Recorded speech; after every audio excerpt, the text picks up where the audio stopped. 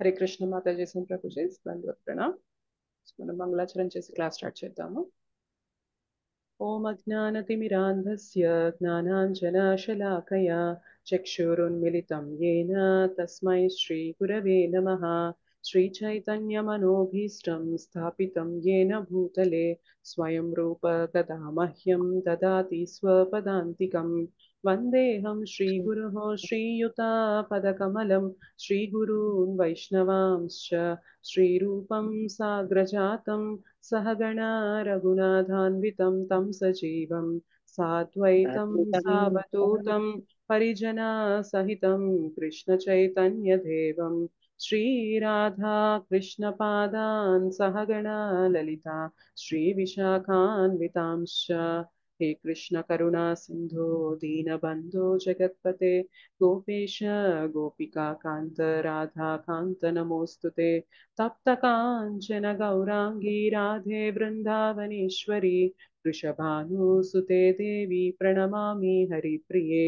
नमः ॐ विष्णुपादाय कृष्णप्रेष्ठाय भूतले श्रीमते भक्तिवेदान्त स्वामिनिति नामिने। नमस्ते सारस्वते देवे गौरवाणी प्रचारिणे निर्विशेष शून्यवादी पाश्चात्यदेशतारिणे वाञ्छाकल्पतरुभ्यश्च कृपा सिन्धुभ्य एव च पतितानां पावनेभ्यो वैष्णवेभ्यो नमो नमः। जय श्री कृष्ण चैतन्य प्रभु नित्यानंद श्री अद्वैत गदाधरा श्रीवासादि गौरभक्तवृन्द। हरे कृष्णा कृष्ण कृष्ण हरे हरे हरे राम राम राम हरे हरे। जय जय श्री चैतन्य जय नित्यानंद जय द्वैता चंद्र जय गौर भक्त वृंद। जय जय श्री चैतन्य जय नित्यानंद जय द्वैता चंद्र जय गौर भक्त वृंद। जय जय श्री चैतन्य जय नित्यानंद जय द्वैता चंद्र जय गौर भक्त वृंद। ओम नमो भगवते वासुदेवाय। ओम नमो भगवते वासुदेवाय। ओम नमो भगवते वासुदेवाय। मुखं करोति वाचालं पङ्गुं लङ्घयते गिरिं यत्कृपातमहं वन्दे श्रीगुरुं दीनतारणं परमानन्दमाधवं श्रीचैतन्य ईश्वरम्। श्री श्री राधा मदन मोहन जी की जय। श्री श्री गौरताई की जय। श्री श्री जगन्नाथ बलदेव सुभद्रा माई की जय। जगत गुरु पतित पावन श्री प्रभुपाद की जय। अनंत कोटि वैष्णव वृंद की जय। समवेत गौर भक्त वृंद की जय। कलयुग पावन हरिनाम संकीर्तन की जय। हरे कृष्ण महामंत्र की जय। निताय गौर प्रेमानंदे हरि हरि बोल।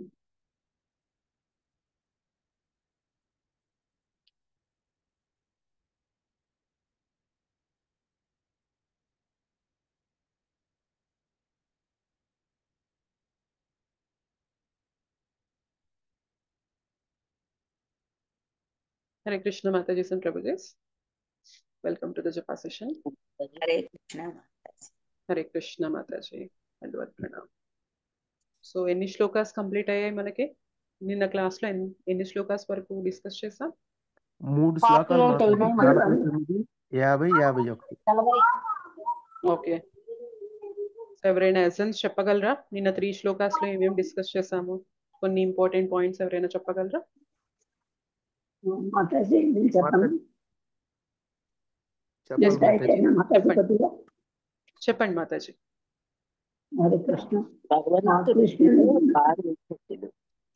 మిగిలిన వాళ్ళు మ్యూట్ లో ఉండాలి మాతాజీ.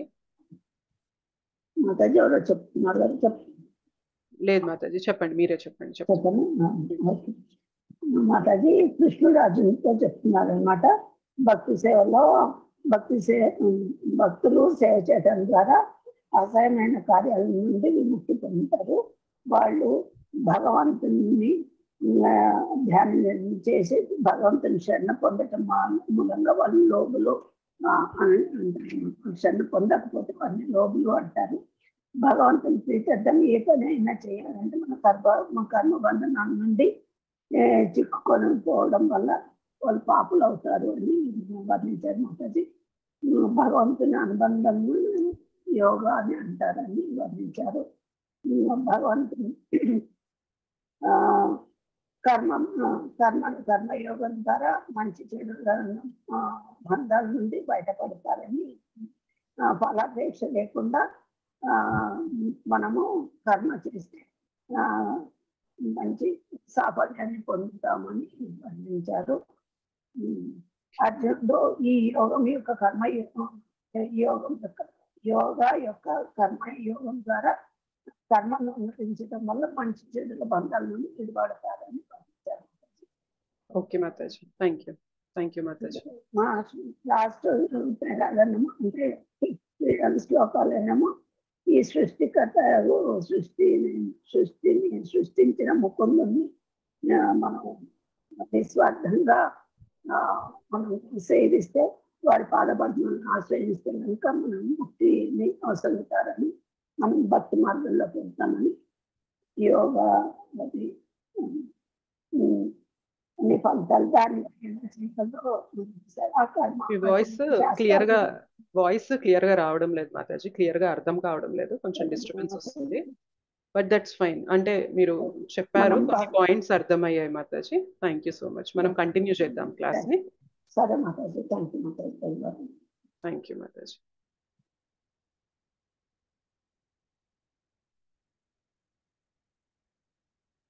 ఓకే, సో ఈరోజు మనం 2.52 చూద్దాము. ఒకసారి రిసైట్ చేసి ఎక్స్ప్లెనేషన్ చూద్దాం.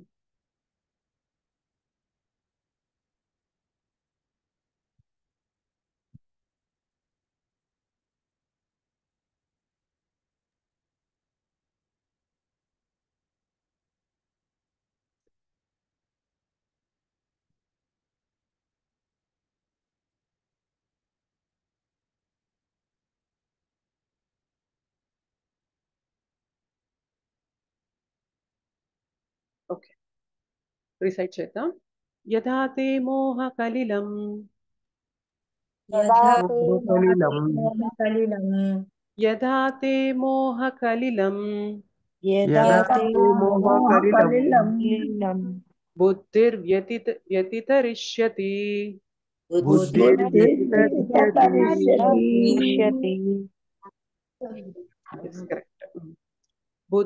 బుద్ధిర్వ్యతితరిష్యతి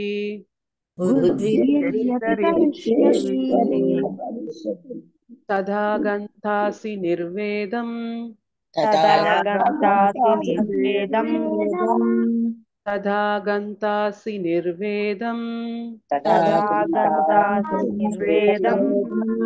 శ్రోతవ్యస్య శ్రుతస్య చ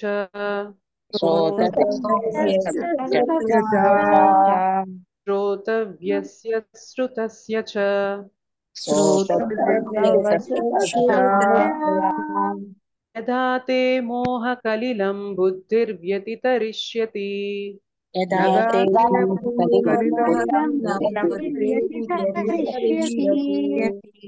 తదా గంతాసి నిర్వేదం శ్రోతవ్యస్య శ్రుతస్య చ తదా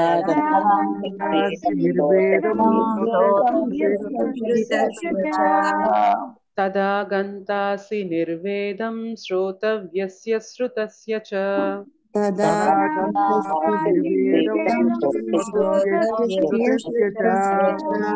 యథా తే మోహ కలిలం బుద్ధిర్వ్యతితరిష్యతి తదా గంతాసి నిర్వేదం శ్రోతవ్యస్య శ్రుతస్య చ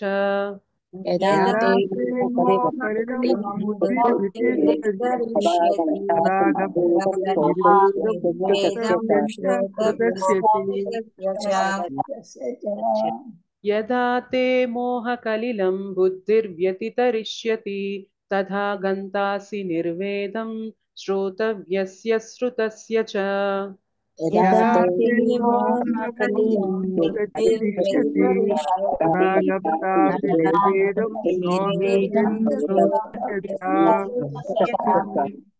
ఓకే, ఎవరైనా రిసైట్ చేస్తారా శ్లోకం? పావని మాతాజీ రిసైట్ చేస్తారా? మాతాజీ చేయండి మాతాజీ. హరే కృష్ణ మాతాజీ. హరే యదా కృష్ణ. తే మోహకలిలం బుద్ధిర్వ్యతితరిష్యతి తదా గంతాసి నిర్వేదం శ్రోతవ్యస్య శ్రుతస్య చ. Thank you Hare Krishna Mataji. మాతాజీ. హరే కృష్ణ. కళావతి మాతాజీ అనువాదం చదువుతారా? హరే కృష్ణ మాతాజీ. హరే కృష్ణ మాతాజీ. ఎప్పుడు నీ బుద్ధి మోహము దట్టమైన అరణ్యమును దాటును అప్పుడు నీవు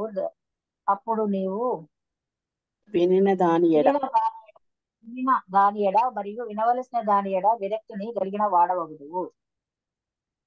మిగిలిన వాళ్ళు హరే కృష్ణ. దయచేసి మ్యూట్ లో ఉండండి. ఎవరికైతే ఛాన్స్ ఇచ్చానో వాళ్ళు మాత్రమే మాట్లాడేలాగా ఉండండి, లేదంటే డిస్టర్బ్ అవుతారు వేరే వాళ్ళు. ప్లీజ్ మ్యూట్ లో పెట్టేసుకోండి మిగిలిన వాళ్ళందరూ. నేను మీకు అన్మ్యూట్ చేసే ఆప్షన్ ఇస్తున్నాను సో దట్ మీరు మాట్లాడాలంటే ఉంటుంది అని, బట్ మధ్యలో అన్మ్యూట్ చేసుకోవద్దు. అవసరం ఉంటేనే అన్మ్యూట్ చేయండి. ఓకే. స్వాతి మాతాజీ భాష్యం చదవండి మాతాజీ. ఇంతవరకు చదవండి. హరే కృష్ణ మాతాజీ. దండవత్ ప్రణామం. దండవత్ ప్రణామం మాతాజీ. కేవలం భగవానుని పట్ల భక్తియుత సేవయందు నెలకొని వేద శాస్త్ర గ్రంథములందు చెప్పబడిన కర్మ విధులను నిర్లక్ష్యపరిచిన మహాభక్తుల జీవితంలో ఉదాహరణలు అనేకము కలవు. మానవుడు వాస్తవముగా శ్రీకృష్ణుని గూర్చియు మరియు శ్రీకృష్ణునితో తనకు గల సంబంధమును గూర్చియు ఎరిగినప్పుడు తాను అనుభవజ్ఞుడైన బ్రాహ్మణుడు అయినప్పటికీ అతడు పూర్తిగా అన్ని విధములైన కామ్యకర్మల ఎడ సహజముగానే విరుక్తుడగును. పరమ భక్తుడును మరియు గౌడీయ భక్తి పరంపరలో ఆచార్యుడైన శ్రీ మాధవేంద్రపురి ఈ క్రింది విధముగా చెబుతున్నాడు. సంధ్యావందన భద్రమస్తో భవతో భోస్నాన తుభ్యం నమో భో దేవా పితరశ్చ తర్పణ విధౌ నాహం క్షమ్యతాత్ యత్ర క్యాపి నిషద్య యాదవకులోత్తమస్య కంసద్విషః స్మారమఘం హరమి తదలం మాన్యే కిమన్యేన మే. Thank you Mataji. చదవాల మాతాజీ? నెక్స్ట్ వేరే వాళ్ళకి ఛాన్స్ ఇద్దాం. మోహిని మాతాజీ. హరే కృష్ణ. హరే కృష్ణ మాతాజీ. హరే కృష్ణ మాతాజీ. ఓ సంధ్యావందనమా నీకు జయముగగుగాక. ఓ స్నానమా నేను నీకు ప్రణామములు అర్పించుతును. ఓ దేవతలారా, ఓ పితృదేవతలారా, మీకు తర్పణములను అర్పించలేని నా అసక్తకు నన్ను దయచేసి క్షమింపుడు. ఇప్పుడు నేనెక్కడ నిలిచియున్నను? యదవంశ తిలకుడును కంస విరోధి అయిన శ్రీకృష్ణుని స్మరించుచు సమస్త పాపబంధముల నుండి నేను విముక్తుడను కాగలను. ఇదియే నాకు చాలని నేను భావించుచున్నాను.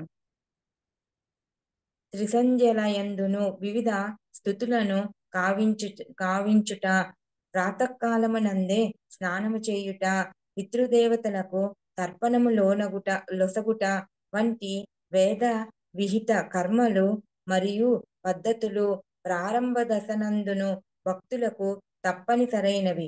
కానీ ఎవరైనను పూర్తి కృష్ణ చైతన్యవంతుడైన దేవాది దేవుణ్ణి ప్రేమయుక్తి సేవయందు నెలకొనినప్పుడు అతడు ఈ విధి విధానాలన్నింటినీ నిర్లక్ష్యపరచును. ఎందుకనగా అతడు ఇదివరకే పరిపూర్ణత్వమును పొందియుండెను. శ్రీకృష్ణ భగవానుని భక్తియుక్త సేవ ద్వారా మానవుడు ఉత్తమ అవగాహన స్థితిని పొందగలిగినచో శాస్త్ర గ్రంథములందు నిర్దేశింపబడిన వివిధములైన తపస్సులను గాని యజ్ఞములను గాని అతడు చేయనవసరము లేదు. అట్లే అతడు వేదములు ముఖ్యోద్దేశము ఈ శ్రీకృష్ణుని పొందుటయేనని గ్రహింపక కేవలము కర్మకాండలయందే నిమగ్నమైనచో వాటి వలన అతడు కాలమును వృధా చేసినట్లే అగును. కృష్ణ చైతన్యవంతులు శ్రద్ధ బ్రహ్మ పరిమితులకు లేక వేదోపనిషత్తులు ఆదేశములకు అతీతులగుదురు. Hare Krishna Mataji. Hare Krishna. Thank you so much Mataji. So ఏమంటున్నారు ఇక్కడ? యథాతే మోహ కలిలం బుద్ధిర్ వ్యతితరిష్యతి తథా గంతాసి నిర్వేదం శ్రోతవ్యస్య శ్రుతస్య చ. ఎప్పుడు నీ బుద్ధి మోహమును దట్టమైన అరణ్యమును దాటును. మోహ కలిలం అంటే మోహం అనే దట్టమైన అడవి అన్నమాట. యదాతే ఎప్పుడైతే నీ బుద్ధి వ్యతితరిష్యతి అది దాటుతుందో తదా అప్పుడు నీవు వినిన దాని ఎడ మరియు వినవలసిన దాని ఎడ విరక్తిని కలిగిన వాడగుదువు. తథా గంతాసి నిర్వేదం శ్రోతవ్యస్య శృతస్య చ. సో ఏదైతే విన్నావో ఏదైతే వినాల్సి వస్తుందో అన్నీ కూడా వినిన దాని ఎడ వినవలసిన దాని ఎడ రెండిటి నుండి కూడా నువ్వు తదా గంతాసి నిర్వేదం, సో విరక్తి అయిన వాడివి అవుతావు అని అంటున్నారు అనమాట. అయితే ఈ శ్లోకంలో కొన్ని ఇంపార్టెంట్ పాయింట్స్ చెప్తున్నారు. మనం ఏంటంటే ఈ శ్లోకాన్ని కరెక్ట్ గా అర్థం చేసుకోలేకపోతే ఏమవుతుంది అంటే రాంగ్ చేసే పని ఉంటది అనమాట. ఏదైతే మనకి చెప్పిన బాధ్యత ఉందో అది చేయకుండా మనం కొన్ని వదిలేసిన వాళ్ళం అయిపోతాం అనమాట. సో ఈ శ్లోకాలో కొన్ని ఇంపార్టెంట్ పాయింట్స్ ఉన్నాయి, కొంచెం జాగ్రత్తగా వినడానికి ట్రై చేద్దాం. సో ఇక్కడ ఏమంటున్నారు, నువ్వు విరక్తుడయ్యే స్టేజ్ కి రీచ్ అవ్వాలి అని అంటున్నారు. అయితే ఇట్లా అవ్వడాన్ని అర్థం ఏంటి అంటే, మనకి జనరల్ గా ఇంద్రియ ప్రీత్యార్థం చేసే పనులు అనేవి మనకు చాలా ఇష్టం ఉంటాయి. ఇంద్రియ తృప్తి చేసే పనులు అనేవి ఎక్కువగా మనం దానికి మోహితులైతూ ఉంటాం. అవునా కదా? అంటే మనం భౌతికంగా కూడా ఏవైతే మనకి ఇంద్రియ సుఖాన్ని ఇస్తాయో ఇంద్రియ ప్రీతిని ఇస్తూ ఉంటాయో అవి చేయడానికి మనం చాలా ఇంట్రెస్ట్ చూపిస్తూ ఉంటాం. సో భౌతికంగా నాకు నచ్చింది తినడం కానీ, నాకు నచ్చింది చూడడం కానీ, నాకు ఇష్టమైంది వినడం కానీ, నచ్చిన ప్లేస్కి వెళ్ళడం కానీ, ఇట్లాంటి పనులు అనేవి మనం ఎక్కువగా చేయడానికి ఇష్టపడుతూ ఉంటాం. అయితే ఇది భౌతిక స్థరంలో ఒకటైతే, మనం వేదాల జ్ఞానం తీసుకున్నాం అనుకోండి, వేదాల్లో కర్మకాండ ఒక మేజర్ పోర్షనే మనకేం చెప్తుందంటే, కర్మకాండ ఫోకస్ ఎలా ఉంటుంది అంటే మనం మనకి కావాల్సిన పనులు ఎలా చేయాలి, మన ఇంద్రియ తృప్తి ఎలా తీసుకోవాలి అనే దానిపైన కూడా ఒక కాండనే ఉందన్నమాట. అంటే వేదాలు కర్మకాండ, జ్ఞానకాండ, ఉపాసన కాండ ఇట్లా 3 కాండలు ఉంటాయి. ఉపాసన కాండ అంటే భక్తి గురించి కూడా చెప్తాయి. బట్ అన్ఫార్చునేట్లీ మోస్ట్ ఫోకస్ ఎక్కడ ఉంటుంది అంటే కర్మకాండ పైనే ఉంటుంది అనమాట. ఈ కర్మకాండలో ఏముంటుంది అంటే, ఇంతకుముందు మనం లాస్ట్ క్లాస్ లో కూడా డిస్కస్ చేసుకున్నాం. ఏముంటుంది అంటే, సో ఏ క్రతువులు చేస్తే ఏ ఏ యాక్టివిటీస్ మనకి వేదాల్లో చెప్తారో, కర్మకాండ సెక్షన్ లో చెప్తారో అవి చేయడం వల్ల మనకి ఎట్లాంటి బెనిఫిట్ వస్తుంది, వీటిపైన ఫోకస్ ఉంటుంది అనమాట మనకి కర్మకాండలో. అంటే ఇప్పుడు కొంతమందికి ఎట్లా ఉంటుందంటే, మంచి హస్బెండ్ రావాలి అనుకున్నారు అనుకోండి, వాళ్ళు గాడెస్ పార్వతీని వాళ్ళు పూజ చేయడము ఇట్లా కొన్ని ఉంటాయి అన్నమాట. సో హెల్త్ కావాలి అంటే సూర్యదేవునికి పూజ చేయడము ఇట్లా కొన్ని ఆశించి కొన్ని పూజలు అనేవి, కొన్ని వ్రతాలు, నోములు ఏవైతే ఈ యాక్టివిటీస్ ఉంటాయో మనకి వేదాల్లో చెప్పినవి అవి చేస్తూ ఉంటారనమాట. అయితే కృష్ణ ఏం చెప్తున్నారంటే ఇక్కడ, వీటికి అతీతంగా వచ్చినప్పుడు మాత్రమే నువ్వు వాటి బంధనంలో చిక్కుకోకుండా ఉంటావు. వాటికి అతీతంగా రావాలి అని చెప్పి చెప్తున్నారు. అయితే ఎందుకు ఇలా అతీతంగా రావాలి అని చెప్తున్నారంటే కృష్ణ ఇక్కడ, మనకి వాటిల్లోనే చిక్కుకుపోయాం అనుకోండి, అంటే భౌతికంగా మనం కొన్ని అనుభవించడంలో మనకి ఆనందం ఉంటుంది. అండ్ దీనికన్నా హై లెవెల్ ఏంటి అంటే, మనకి వేదాల్లో చెప్పిన కర్మకాండలు నేను ఏ పనులు చేయడం వల్ల నాకు లాభం కలుగుతుంది, ఇందులోనే చిక్కుకుపోయాం అనుకోండి. దీనికన్నా హయ్యర్ రియాలిటీ ఒకటి ఉంది, దీనికన్నా ఎంతో ఆనందమైన స్థితి ఒకటి ఉంది, అది నేను పొందాలి అన్న ఆలోచన అనేది మనకి రాదనమాట. సో ఎప్పుడైతే దీన్ని ట్రాన్సెండ్ చేస్తామో, అంటే దీనికి అతీతంగా వస్తామో, అప్పుడు మాత్రమే ఈ సుఖాల వల్ల మనకి ఏదైతే ఒక యాజిటేషన్ కలుగుతుందో, అంటే సుఖాలు పొందే కొద్దీ మనకు ఒక ఏమొస్తుంది, యాజిటేషన్ అంటే ఏం చెప్తారు మనకి, సుఖాలు పొందే కొద్దీ ఇంకా మైండ్ డిస్టర్బ్ అవుతూ ఉంటుంది అనమాట. తృప్తి కాదు, యాజిటేషన్ అంటే ఇంకా కావాలి ప్లెజర్, ఇంకా కావాలి ప్లెజర్ అని చెప్పి మనకు ఒక మైండ్ అనేది ఇంకా దాన్ని కోరుకుంటూ ఉంటుంది అనమాట. సో దాన్ని భరించగలిగిన శక్తి, దాన్ని ట్రాన్సెండ్ చేసే ఇది ఎప్పుడు వస్తుంది అంటే, అది వచ్చినప్పుడు మాత్రమే ఏమవుతుందంటే మనం హయ్యర్ రియాలిటీని చూడగలుగుతాం. సో ఎంతసేపు ఈ సుఖాల వలలోనే ఉన్నాము అంటే ఆ హయ్యర్ రియాలిటీని మనం గమనించలేమన్నమాట. సో అయితే ఎందుకు ఈ సుఖాల్లోనే ఉండకూడదు అనంటే, ఇవన్నీ టెంపరరీ. సో ఇవన్నీ టెంపరరీ అయినప్పుడు ఇక్కడ ఏదైతే పొందుతుందో అదంతా తాత్కాలికం. బట్ శుద్ధ భక్తులు ఏం చేస్తారు అంటే, ఈ తాత్కాలికమైన స్టేజ్ నుండి బయటకు వచ్చి మనకి పర్మనెంట్ గా ఏదైతే ఉందో, అంటే స్థిరంగా ఎప్పటికీ నిశ్చలంగా ఉంటుందో దానిపైన ఫోకస్ చేస్తూ ఉంటారనమాట. సో ఇక్కడ ఈ శ్లోకాలు మనకి ఏం చెప్తున్నారు అంటే, మాధవేంద్రపురి ప్రేయర్స్ ఉన్నాయి ఇక్కడ, ఏం చెప్తున్నారు ఒకసారి చూద్దాం. సో సంధ్యావందన భద్రమస్తు భవతో భో స్నానతుభ్యం నమో భో దేవాః పితరశ్చ తర్పణవిదో నాహం క్షమః క్షమ్యతాం యత్ర క్వాపి నిషద్య యాదవ కులోత్తమస్య హంసద్విషః స్మారం స్మారమగం హరామి తదలం మన్యే కిమన్యేనమే. సో ఓ సంధ్యావందనమా నీకు చేయముగాక, ఓ స్నానమా నేను నీకు ప్రణామములు అర్పింతును, ఓ దేవతలారా ఓ పితృదేవతలారా మీకు తర్పణములను అర్పించలేని నా ఆసక్తతకు నన్ను దయచేసి క్షమింపుడు. ఇప్పుడు నేను ఇక్కడ నిలిచి ఉన్నను యదువంశ తిలకుడును కంస విరోధి అయిన శ్రీకృష్ణుని స్మరించుచు సమస్త పాపబంధముల నుండి నేను విముక్తుడను కాగలను, ఇదియే నాకు చాలునని నేను భావించుచున్నాను. సో మనకి కొన్ని వేద విహితమైన కర్మలు కొన్ని చెప్తారనమాట. ఏంటి అంటే తెల్లవారుజామునే మనం స్నానం చేయడం అని, సంధ్యావందనం 3 సార్లు మనకి మార్నింగ్ సూర్యోదయం అయ్యే టైం కన్నా ముందు మనం సంధ్యావందనం చేయడం, మధ్యాహ్నము ఈవినింగ్ టైం సంధ్యావందనం చేయడం, ఇలా త్రిసంధ్యలలో మనం సంధ్యావందనం చేయడం అని, మన దేవతలకి మనము రుణపడి ఉంటాం అనమాట. ఎందుకంటే మన జీవనం కొనసాగాలి అంటే దేవతల యొక్క కృప మన పైన ఉండాలి. అంటే వాళ్ళు టైంకి మనకి వర్షాలు ఇవ్వాలి, ఎండలు ఇవ్వాలి. సో మనకి అన్ని ఫెసిలిటీస్ అనేవి ఇస్తూ ఉంటేనే మన జీవనం అనేది సాఫీగా సాగుతూ ఉంటుంది. సో మనం వాళ్ళకి రుణపడి ఉంటాం. అలానే మనం మన పితృదేవతలకు కూడా రుణపడి ఉంటాం. మనం ఇవాళ ఈ శరీరం తీసుకొని ఒక ఫ్యామిలీలో ఇలా ఉన్నాము అంటే మన పితృదేవతల యొక్క కృప ఉంటేనే మనం ఇవాళ ఇలా బాగుంటాం అనమాట. సో ప్రతి ఒక్కళ్ళకి కూడా మన హ్యుమానిటీకి కూడా మనం సొసైటీలో బాగున్నామంటే మన మిగిలిన జనాలతో కూడా మనం రుణపడి ఉంటాం అనమాట. ఇట్లా కొన్ని రుణాలు ఉంటాయి మనకి. అయితే ఏవైతే కర్మలు మనకి వేదాల్లో చెప్పారో ఇలాంటివి మనం ఆచరించాలి అని, శుద్ధ భక్తులు వీటికి అతీతంగా ఉంటారనమాట. వీటిని ఆచరించకపోయినా పర్లేదు. అంటే త్రికాలంలో అంటే మన త్రిసంధ్య వేళల్లో మనము సంధ్యావందనం అర్పించాలి అని ఇట్లా కొన్ని నియమాలు ఉన్నాయి కదా, వీటిని చెయ్యకపోయినా పర్లేదు అని ఈ శ్లోకాలు చెప్తున్నారు. అయితే ఇది కేవలం శుద్ధ భక్తులకి మాత్రమే. అయితే శుద్ధ భక్తులు ఎందుకు చెయ్యకూడదు అంటే, ఎన్ని చేసినా కూడా ఫైనల్ గా భగవత్ భక్తి అనే స్టేజ్ కి తీసుకురావడానికి మనకి వేదాల్లో ఈ యాక్టివిటీస్ అనేవి ఇవ్వడం జరిగింది. సో ఈ క్రతువులు అనేవి ఇవ్వడం ఎందుకు జరిగింది? మనం గాయత్రి జపించడము, సో ఈ సంధ్యావందనం చేయడము, ఇవన్నీ ఎందుకు చెప్తూ ఉన్నారంటే ఫైనల్ గా మన చేతనని భగవంతుని పైన స్థిరం చేసే స్టేజ్ కి తీసుకురావడానికి మనకి ఇవన్నీ చెప్పారు. అయితే శుద్ధ భక్తులు ఆల్రెడీ భగవంతుని పైన వాళ్ళ మనస్సుని కంప్లీట్ గా సతతం నిమగ్నం చేసే స్టేజ్ లో ఉన్నప్పుడు ఈ పనులు చేయకపోయినా ప్రాబ్లం లేదనమాట.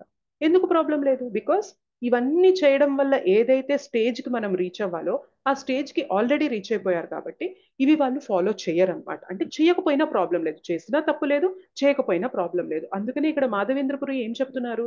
సో నేను ఇవన్నీ చెయ్యలేకపోతున్నాను, నన్ను క్షమించండి, కానీ నేనేం చేస్తున్నాను? నేను యదువంశ తిలకుడైన శ్రీకృష్ణుణ్ణి ఆరాధిస్తున్నాను. ఎవరైతే కంసుని ఎవరైతే మట్టు పెట్టారో ఆయన్ని నేను ఆరాధిస్తున్నాను అని చెప్పి ఇక్కడ చెప్తున్నారు. కానీ దీన్ని తప్పుగా అర్థం చేసుకున్నాం అనుకోండి, మనకేమనిపిస్తుంది, ఓకే నేను కూడా భక్తి ప్రాక్టీస్ చేస్తున్నాను కదా, నేను కూడా నాకు ఏవైతే ఫాలో అవ్వమని చెప్పారో కొన్ని నియమాలు కానీ, లేకపోతే ఏవైతే నాకు కొన్ని వేదాల్లో కొన్ని క్రతువులు చేయమని చెప్పారో, మనము పితృదేవతలకి తర్పణాలు కూడా అర్పిస్తూ ఉంటాం. Yes or no? వాళ్ళు ఏదైతే వాళ్ళు మరణించిన తిథి ఉంటుందో ఆ టైంలో మనము వాళ్ళకి తద్దినం పెట్టడం కానీ తర్పణాలు అర్పించడం కానీ వాళ్ళ పేరు పైన, సో ఇవన్నీ చేస్తూ ఉంటాం. కానీ శుద్ధ భక్తులు ఈ స్టేజ్ ని దాటి వెళ్ళిపోతారనమాట. పితృదేవతలకి కూడా రుణపడని స్టేజ్ లో వెళ్ళిపోయి ఉంటారు. ఎందుకంటే because they are directly connected to Krishna. వాళ్ళు సతతం కృష్ణ సేవలోనే ఉన్నారు కాబట్టి ఇవన్నీ చేయాల్సిన అవసరం లేదు. కానీ ఇప్పుడిప్పుడే భక్తి స్టార్ట్ చేసిన మనము ఇవన్నీ కూడా ఫాలో అవ్వాలి.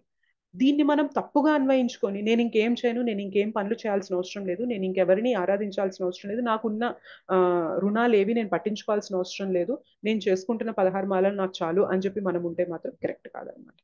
సో మనకి ఏదైతే ఇప్పుడు మనం ఉన్న స్టేజ్ లో మనం ఇంకా శుద్ధ భక్తుల స్టేజ్ కి వెళ్ళలేదు కాబట్టి మనకి ఏవైతే క్రతువులు చెప్పారో వాటిని ఫాలో అవ్వాలి. కానీ అర్జునకి ఏం చెప్తున్నారు అంటే, నువ్వు ఎలివేటెడ్ స్టేజ్ లోకి రా అంటే శుద్ధ భక్తి స్టేజ్ లోకి వచ్చి వీటికి అతీతంగా రావాలి అని చెప్పి చెప్తున్నారు. మీకు అర్థమవుతుందా? కన్ఫ్యూజింగ్ గా ఉందా నేను ఎక్స్ప్లెయిన్ చేసేది? మాతాజీ క్లియర్ గా అర్థమవుతుంది మాతాజీ, క్లియర్ గా ఉంది, క్లారిటీగా ఉంది. అర్థమవుతుంది కదా? దీన్ని మనం రాంగ్ గా తీసుకోకూడదు.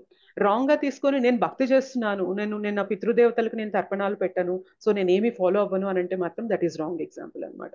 మనం శుద్ధ భక్తుల స్టేజ్ కి వెళ్ళాం అనుకోండి, అంటే నిరంతరం మన కృష్ణనామ స్మరణే ఉంది, కృష్ణ సేవలోనే మనం నిమగ్నం అయి ఉన్నాం అనుకోండి, అప్పుడు ఇవి చేయకపోయినా పర్వాలేదు. ఎందుకంటే ఈ క్రతువులన్నీ కూడా మనల్ని ప్యూరిఫై చేసి శుద్ధ భక్తి లెవెల్కి తీసుకువెళ్ళేదన్నమాట. సో ఇవాళ మనం ఆ స్టేజ్ లో లేనప్పుడు మనకి ఏదైతే మన గురువు ఇచ్చారో వాటిని ఫాలో చేస్తూ మనం చేయాల్సిన బాధ్యతలు కూడా చేసుకుంటూ వెళ్తే ఆ స్టేజ్ కి వెళ్తాం. అప్పుడు మనం ఇవి ఫాలో చేయకపోయినా ప్రాబ్లం ఉండదు అనమాట. But right no we should not imitate. శుద్ధ భక్తులు ఎప్పుడు కూడా మనం ఇమిటేట్ చెయ్యకూడదు, మనకి ఇచ్చిన ఇన్స్ట్రక్షన్స్ ని ఫాలో అవ్వాలి. కృష్ణ ఇక్కడ అర్జునకి ఏం చెప్తున్నారంటే, నువ్వు ఆ స్థరానికి రీచ్ అవ్వాలి అని చెప్పి ఇన్స్ట్రక్ట్ చేస్తున్నారు అనమాట. ఓకేనా?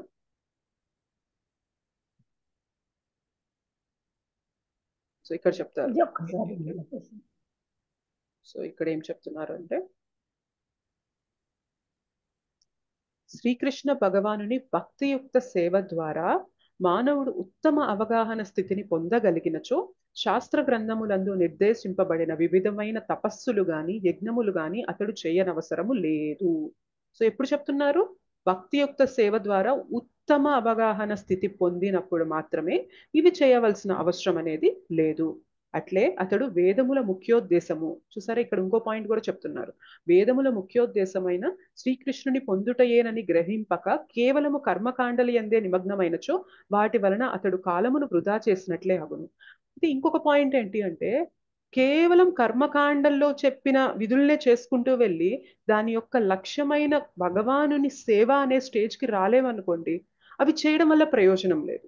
మీకు అర్థమవుతుంది కదా? ఇవన్నీ చేయడం వల్ల ప్రయోజనం ఏంటంటే, భగవంతుడు ఎవరో తెలుసుకోవడము, భగవంతుని భక్తియుక్త సేవలో సతతం నిమగ్నం అవడం అనే స్టేజ్కి రావడానికి మనకి ఇవన్నీ ఇన్స్ట్రక్ట్ చేశారనమాట. అయితే ఇవన్నీ చేసుకుంటూ పోతాను, కానీ ఈ పాయింట్ ఏదైతే భగవంతుని భక్తియుక్త సేవ రావాలో అక్కడికి నేను రీచ్ అవును అంటే దీనివల్ల ప్రయోజనం లేదు. అలానే నేను ఇప్పుడు ఎలివేటెడ్ స్టేజ్లో లేను, భక్తియుక్త సేవ కంప్లీట్గా భక్తియుక్త సేవలో నిమగ్నం అయ్యే స్టేజ్లో లేను, కాబట్టి నేను ఇవేమీ చెయ్యను అంటే, నాకు ఏవైతే చెప్పారో కొన్ని బాధ్యతలు, వేదాల విహితంగా మనకి ఏవైతే కొన్ని కర్తవ్యాలు ఉన్నాయో ఇవి నేను వదిలేసి నేను ఇప్పుడు ఆ స్టేజ్లో లేకపోయినా నేను వాళ్ళని ఇమిటేట్ చేస్తాను అంటే అది కూడా కరెక్ట్ కాదనమాట. సో మెల్లిమెల్లిగా మనకి ఇచ్చిన ఇన్స్ట్రక్షన్స్ ని ఫాలో అవుతూ మనం చేయవలసిన కర్తవ్యాలు అనేవి చేసుకుంటూ వెళ్ళినప్పుడు there will be a time where we reach to the stage of complete transcendence. వీటన్నిటికీ అతీతంగా వెళ్ళగలిగిన స్టేజ్కి రీచ్ అవుతాం. అప్పుడు మనం ఇవి ఫాలో చేయకపోయినా కూడా ప్రాబ్లం లేదనమాట. ఓకేనా? అర్థమవుతుందా? అర్థమైంది మాకు. రెండు చెప్పారు, అర్థమైంది. అయితే ఇక్కడ అర్జునుడు స్థుతిపక్షతో కృష్ణుని సేవించినప్పుడు అన్ని చేస్తున్నావు కాబట్టి వాయిస్ సరిగా రావడం లేదు మాతాజీ, నాకు అర్థం కావడం లేదు. అంటే నాకే ప్రాబ్లం ఉందా? మీకు అర్థమవుతుందా మాతాజీ చెప్పేది? కొంచెం మాకు అర్థం కావడం లేదు మాతాజీ, అలాగే ఉంది. ఓకే మాతాజీ, అదే అంటే మాతాజీ మీ వాయిస్ క్లియర్ గా రావడం లేదు మాతాజీ, మీరు అడిగే క్వశ్చన్ నాకు అర్థం కావడం లేదు. ఓకే మాతాజీ, సరే సరే మాతాజీ, తర్వాత ఓకే. మీకు ఏదైనా డౌట్ ఉంటే కనుక నాకు పర్సనల్గా మెసేజ్ చేయండి మాతాజీ, ఎందుకంటే చెప్పేది అర్థం కావడం లేదు. సో క్లాస్ కంటిన్యూ చేస్తున్నాను. ఏమంటున్నారు ఇక్కడ? నీ బుద్ధి మోహమును దట్టమైన అరణ్యమును దాటును అని అంటున్నారు. అయితే బుద్ధి అనేది మోహం అనే అరణ్యం దాటితే మనకి ఏం క్లారిటీ వస్తుంది తెలుసా? మనం చేయాల్సింది ఏంటి, మన లక్ష్యం ఏంటి అంటే సాధన అండ్ సాధ్య పైన క్లారిటీ వస్తుంది అనమాట. సో క్లారిటీ వచ్చినప్పుడు, సాధన అంటే ఏంటంటే మనం భగవంతుని సేవ చేసుకుంటూ వెళ్ళాలి. అయితే ఆ సేవ చేసుకుంటూ వెళ్తే సాధ్య ఏంటి అంటే భగవంతుని ధామానికి రీచ్ అవ్వగలుగుతాం. సో ఎప్పుడు కూడా భగవంతుని సేవలో ఉండే స్టేజ్కి రీచ్ అవ్వాలి అంటే భగవంతుని సేవే మాధ్యమంగా మనకి ఏవైతే ఏబిసిడి ఇచ్చారో ఆ సాధన అనేది చేసుకుంటూ మనం ఆ స్టేజ్కి రీచ్ అవుతాము. సో ఆ ఇంటెలిజెన్స్ ఎప్పుడైతే దానిపైన ఫిక్స్ అయిందో, చూడండి మనం ఇన్ని వింటూ ఉంటాం కదా క్లాసెస్, డైలీ మనం భగవద్గీత వింటూ ఉంటాం, చాలా క్లాసెస్ వింటూ ఉంటాము. మనకి ఎంత విన్నా కూడా రోజంతా కూడా అదే చేయగలను అన్న కాన్ఫిడెన్స్ మనకు ఉంటుందా చెప్పండి? మీరు ఏం చేయొద్దు, కంటిన్యూస్ గా చాంటింగే చేయండి అంటే మనం చేయగలిగే స్టేజ్ లో ఉంటామా? ఉండలేమన్నమాట. మేబీ నేను ఎప్పుడూ చేస్తూనే ఉంటాను చాంటింగ్ అని చెప్పినప్పటికీ కూడా మేబీ పెదాలు కదులుతూ ఉంటాయేమో, మనసు భగవంతుని పైన నిమగ్నం అవుతుందా? లేదు మాతాజీ. ఓకే. సరే మాతాజీ. లేదు, ఆ స్టేజ్ కి మనం రీచ్ అవ్వాలంటే టైం పడుతుంది. అప్పటిదాకా ఏం చేయాలి అంటే మనకి ఏదైతే మన కర్తవ్యాలు చెప్పారో వేదాల్లో ఇదిగా అవి చేయాలి. మనకిచ్చిన సాధనని వీలైనంత బెటర్ గా మనం ఇంప్రూవ్ చేసుకుంటూ ముందుకు వెళ్తూ ఉండాలి. సో ఏదో ఒక స్టేజ్ కి మనకి భక్తిలో లెవెల్స్ ఉంటాయి అన్నమాట. ఏంటి అంటే సాధు సంఘ, భజన క్రియ, ఇట్లా కొన్ని లెవెల్స్ ఉంటాయి. ఆసక్తి, నిష్ఠ, రుచి, అట్లా మనం ముందుకెళ్లే కొద్దీ మన సాధనలో క్వాలిటీ పెరుగుతూ ఉంటుంది అనమాట. సో ఆ ఫైనల్ గా ఎప్పుడైతే మనం టాప్ స్టేజెస్ కి రీచ్ అవుతామో అప్పుడు మనం వేదాల్లో కొన్ని క్రతువులు ఏవైతే ఇచ్చారో వాటిని చేయకపోయినా పర్లేదు. కానీ మనందరం ఇప్పుడు ఎక్కడ ఉంటామంటే యూజువల్ గా మనము సాధు సంఘ, భజన క్రియ, మనము ఈ అనర్థ నివృత్తి స్టేజ్ లో ఉంటాం అనమాట. అంటే మనలో అనర్థాలు ఉంటాయి కదా, వాటిని తొలగించుకునే స్టేజ్ లో ఉంటాం. ఇప్పుడు మనము మనకిచ్చిన సాధనని చేస్తూ ఉండాలి, వేద విహితమైన కర్మలు అనేవి మనకి ఏవైతే ఉన్నాయో అవి కూడా చేస్తూ ఉండాలి. నేను ఇవే చేస్తాను అది వదిలేస్తాను అంటే కరెక్ట్ కాదు. అలానే అవి చేస్తున్నప్పుడు కూడా గుర్తుపెట్టుకోవాలి, వీటి అన్నిటి యొక్క మెయిన్ ఉద్దేశం ఏంటి అంటే భగవంతుని యొక్క భక్తియుక్త సేవకి రీచ్ అవ్వడానికే ఇవన్నీ నన్ను ప్యూరిఫై చేస్తూ ఆ స్టేజ్ కి తీసుకెళ్తాయి అని అవగాహన కూడా కలిగి ఉండాలన్నమాట మనం. ఓకేనా? మనం చేయాల్సిన సాధన, మనం రీచ్ అవ్వాల్సిన గోల్ సాధ్య, ఈ రెండిటిపైన క్లారిటీ వచ్చినప్పుడు మన బుద్ధి అనేది ఆ మోహం నుండి విడిపడినట్లు అనమాట. బట్ రైట్ నో మనకంత క్లారిటీ లేదు. మనకి తెలుస్తుంది కానీ దాన్ని ఆచరణలో పెట్టేలాగా మనకంత ఫోకస్డ్ గా మన మైండ్ లేదనమాట. సో అంటిల్ దెన్ మనం ఏం చేయాలంటే మనకిచ్చిన సాధన ఏదైతే ప్రిస్క్రైబ్ నెంబర్ ఆఫ్ రౌండ్స్ అవి చేసుకుంటూ మనకి వేదాల్లో ఇచ్చిన క్రతువులు అనేవి చేసుకుంటూ వెళ్తూ ఉండాలి. ఓకే, ఎస్, ఎవరో క్వశ్చన్ అడుగుతున్నారు. మాతాజీ సాధ్య అంటే భగవద్ధామమ్మా మాతాజీ? సాధ్య అంటే గోల్, అంటే కృష్ణ ప్రేమ అంటారు మాతాజీ బేసిక్ గా. సాధన అంటే మనకిచ్చిన ప్రాక్టీస్, ఏబిసిడి ఏదైతే చేస్తామో, అసోసియేషన్, బుక్స్, చాంటింగ్, డైట్ ఏదైతే మనం చేస్తూ ఉంటామో అది సాధన. ఇదంతా చేస్తూ పోతే మనం ఫైనల్ గా ఏదైతే గోల్ రీచ్ అవుతామో అది సాధ్య. సాధ్య అంటే ఏంటంటే ఇవన్నీ చేయగా మనకి ఏం లభిస్తుంది? కృష్ణ ప్రేమ లభిస్తుంది అనమాట. కృష్ణ ప్రేమ మన సాధ్య అవుతుంది. ఆ కృష్ణ ప్రేమ అనేది భగవద్ధామానికైనా వెళ్ళి మనం పొందొచ్చు, లేదు మనం ఈ దేవీధామంలో ఉన్నప్పటికీ కూడా మనం కృష్ణ ప్రేమని అనుభవం చెందొచ్చు, సాధన అనేది మెచ్యూర్ అయ్యే కొద్ది. Okay Mataji. Yes, thank you Mataji. Thank you Mataji. Next శ్లోక చూద్దాము.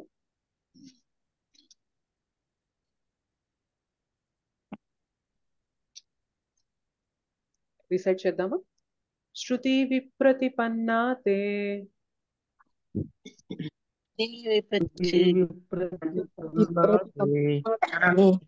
శృతి విప్రతిపన్నా తే యథా స్థాస్యతి నిశ్చలా యథా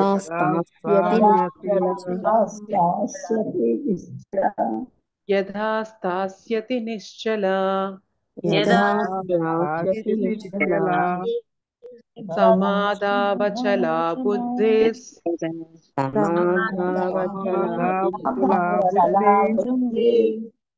సమాధావచలా బుద్ధిస్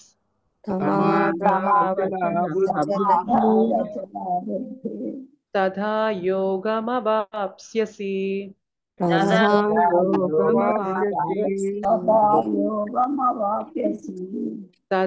యోగమవాప్స్యసి.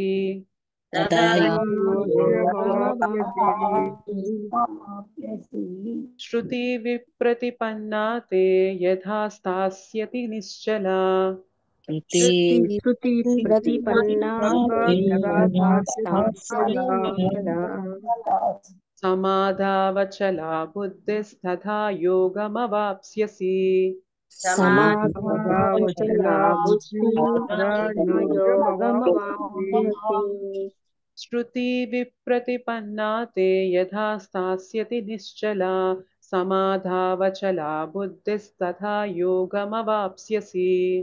శృతి విప్రతిపన్నా తే యథా స్థాస్యతి నిశ్చలా సమాధావచలా బుద్ధిస్తథా యోగమవాప్స్యసి. ఎవరైనా రిసైట్ చేస్తారా? నేను చేస్తాను. ఉషా మాతాజీ చేయండి. శృతి విప్రతిపన్నా తే యదా స్థాస్యతి నిశ్చలా సమాధావచలా బుద్ధి సదా యోగమవాప్స్యసి. మాతాజీ. స్వాతి సరే మాతాజీ అత్తయ్య. అనువాదం చదువుతారా మాతాజీ? హరే కృష్ణ మాతాజీ. జై కృష్ణ. ఎప్పుడు నీ బుద్ధి వేదములందలి మృదు మధురమైన వాక్కుల చేకలత ఉండగా ఆత్మానుభూతి అనడి సమాధి యందు స్థితమగునో అప్పుడు నీవు దివ్య చైతన్యమును పొందగలుగుదువు. హరే కృష్ణ. హరే కృష్ణ. Thank you Mataji. సత్యనారాయణ ప్రభుజీ భాష్యం చదవండి ప్రభుజీ. హరే కృష్ణ మాత. హరే ధనోత్ప్రణం. కృష్ణ ప్రభుజీ. దండోత్ప్రణం. ఎవరైనా సమాధి మగ్నుడైనాడని చెప్పినచో అతడు కృష్ణ చైతన్యమును పూర్తిగా అనుభూతి నొందినవాడని అర్థము. అనగా సంపూర్ణ సమాధి యందు నెలకొనిన మానవుడు బ్రహ్మము, పరమాత్మ, భగవానుడు ఎనడి తత్వముల అనుభూతిని పొందియుండును. తాను శ్రీకృష్ణుని నిత్య దాసుడనియు మరియు శ్రీకృష్ణుని పట్ల భక్తియుక్త సేవయే నిజమైన సర్వధర్మమని ఎరుగుటయే ఆత్మానుభూతి అందలి పరిపూర్ణత స్థితి. కృష్ణ చైతన్యవంతుడు లేక శుద్ధ భక్తుడు ఎన్నడును వేదముల మృదుపరమైన వాక్కులచే ఆకర్షింపబడి సర్వ లోకములను పొందుటకై కామ్య కర్మలయందు నెలకొనరాదు. కృష్ణ చైతన్యవంతుడు శ్రీకృష్ణునితో ప్రత్యక్ష సంబంధమును పొందును కనుక అట్టి ఆధ్యాత్మిక స్థితి యందు అతడు శ్రీకృష్ణుని ఆదేశములన్నింటినీ గ్రహింపగలుగును. అట్టి కర్మల ద్వారా అతడు తప్పక సత్ఫలితములను, నిశ్చలమైన జ్ఞానమును పొందగలుగును. దాని కొరకై అతడు శ్రీకృష్ణుని లేదా అతని ప్రతినిధి అయిన ఆధ్యాత్మిక ఆచార్యుని ఆదేశములను మాత్రమే నిర్వహింపవలసి ఉండును. Thank you Prabhuji. Hare Krishna. Hare Krishna. So శృతి విప్రతిపన్నాతే యథా స్థాస్యతి నిశ్చల సమాధావచలా బుద్ధి సదా యోగం అవాప్స్యసి. ఎప్పుడు నీ బుద్ధి వేదములందలి మృదు మధురమైన వాక్కులచే కలతనొందక ఆత్మానుభూతి అనేది సమాధి యందు స్థితమగును అప్పుడే నీవు దివ్య చైతన్యమును పొందగలుగుదువు. అయితే వేదంలో ఈ మృదు మధురమైన వాక్కులంటే ఏంటి? ఎవరైనా చెప్పగలరా? అంటే ఎందుకు అంటున్నారు అట్లాగా? వాటి వల్ల నువ్వు కలతనొందొద్దు అని. వేదములో చేయవలసినటువంటి కర్మలు చేయడము. యాక్చువల్గా ఇందాక అనుకున్నట్లు మనకి ఇంద్రియ తృప్తి పొందడం అంటే చాలా ఇష్టం అన్నమాట. అయితే ఈ భౌతికంగా మనం ఈ శరీరంలో ఈ భూమండలం పైన ఉన్నప్పుడు మనం ఎక్కువ భోగాన్ని అనుభవించడం కుదురుతుందా? నో మాతాజీ. కుదరదు. మనకి రిస్ట్రిక్షన్స్ ఉంటాయన్నమాట, లిమిటెడ్. ఇప్పుడు నాకు చాలా తినాలని ఉంది, నాకు చాలా నచ్చే స్వీట్స్, నాకు ఇష్టం వచ్చినట్లు తినాలని ఉంది అంటే నాకు సపోర్ట్ చేస్తుందా నా హెల్త్?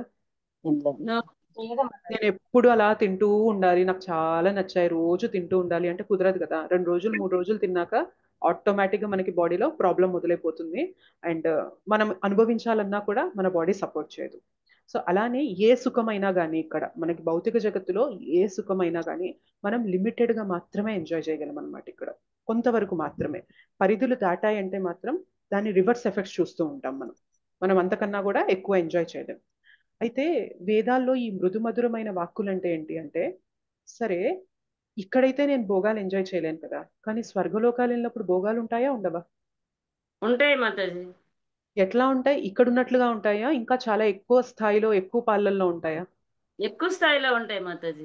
చాలా ఎక్కువ స్థాయిలో ఉంటాయి. ఎట్లా అంటే వాళ్ళు ఎంత తిన్నా అది అరిగిపోతుంది. వాళ్ళు ఈ శారీరక సుఖం అంటారు కదా, అది ఎంతైనా ఎంజాయ్ చేయొచ్చు అనమాట ఆ స్వర్గలోకాలకి వెళ్ళి. సో భోగం అనేది స్వర్గలోకాలకు వెళ్ళినప్పుడు ఎక్కువగా తీసుకోవచ్చు అనమాట. సో వేదాల్లో ఈ మృదు మధురమైన వాక్కులు అంటే ఏంటి అంటే, ఏం చేస్తే మనం స్వర్గలోకాలకు వెళ్ళొచ్చు అది కూడా ఉంటుంది వేదాల్లో. మనకి ఎన్ని లోకాలు ఉంటాయంటే జనరల్గా 14 లోకాలు ఉంటాయన్నమాట. సో ఎట్లా డివైడ్ చేస్తారంటే, higher planetary systems, middle planetary systems, lower planetary systems. అంటే పైన ఉన్న లోకాలు, మధ్యలో ఉన్న లోకాలు అండ్ కింద ఉండే లోకాలు.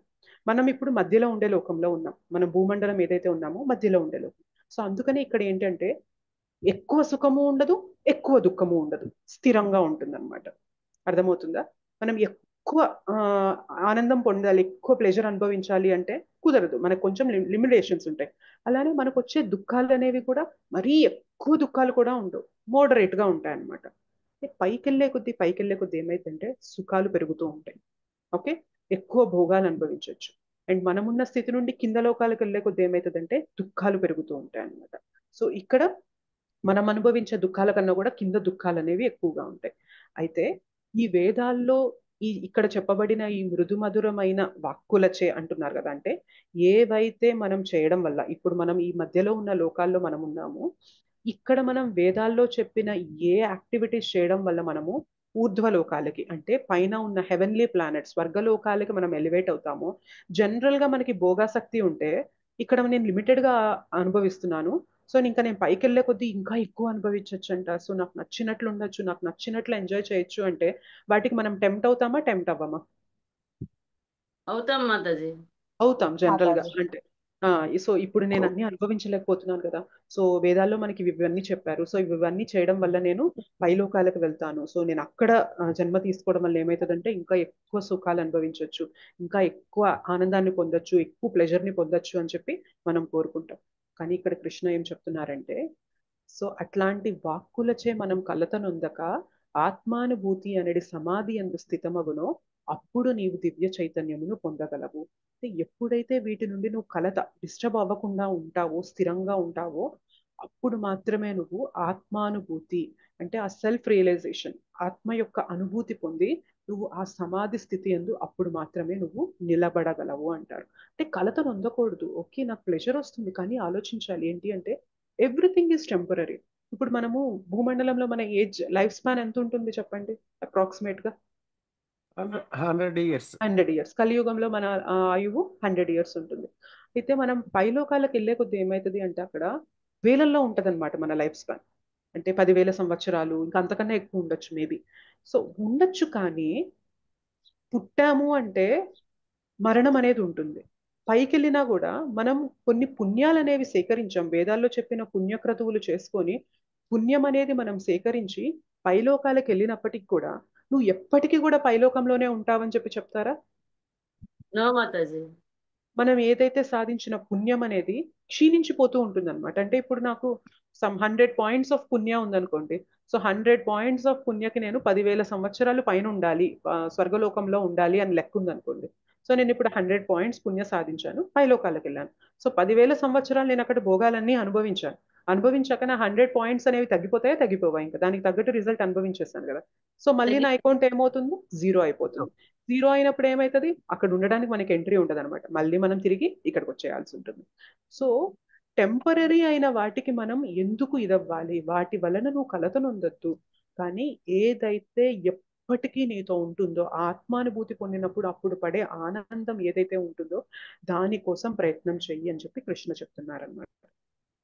సో మనకంటారు భగవద్గీతలో ఏమంటారు అంటే, ఆ బ్రహ్మ భువనాల్లోకాల్ పునరావర్తినోర్జున మాముపేత్యతు కౌంతేయ పునర్జన్మ నా విద్యతే అంటారు.